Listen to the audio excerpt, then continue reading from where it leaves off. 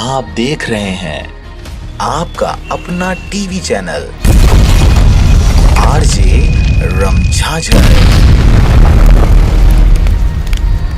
जज्बात के रंग भरोसा के संग।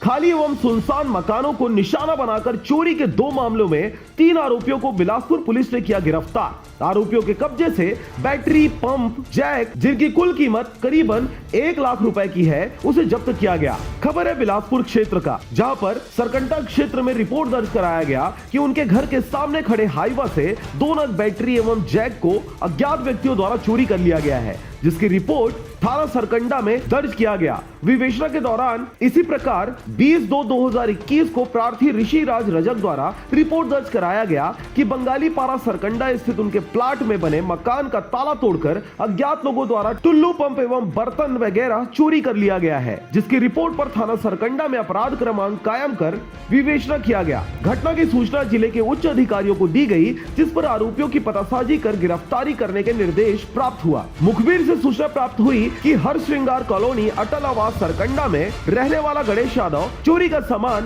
बैटरी, टुल्लू पंप, जैक वगैरह बिक्री करने के लिए ग्राहक तलाश रहा है। सूचना पर सरकंडा पुलिस टीम द्वारा मौके पर पहुंचकर गणेश यादव को पकड़कर पूछताछ किए जाने से उसने पहले तो पुलिस को गुमराह किया और बाद में बारीकी से पूछताछ करने पर आरोपी द्वारा अपने साथी रामकुमार टंडन एवं धनेश्वर ध्रुव के साथ मिलकर अनेक स्थानों पर चोरी करना स्वीकार किया। रामकुमार टंडन पूर्व में भी साइकिल चोरी के मामले में जेल जा चुका है। इसके साथ ही वर्तमान में अपने गणेश नगर चुचुहिया पारा के मकान को छोड़कर छठ घाट सरकंडा के पास छिपकर रहना पाया गया, जिसे घेराबंदी कर पकड़ा गया। अनेकों लोगों से साइकिल, बर्तन वगैरह चोरी करना स्वीकार किया।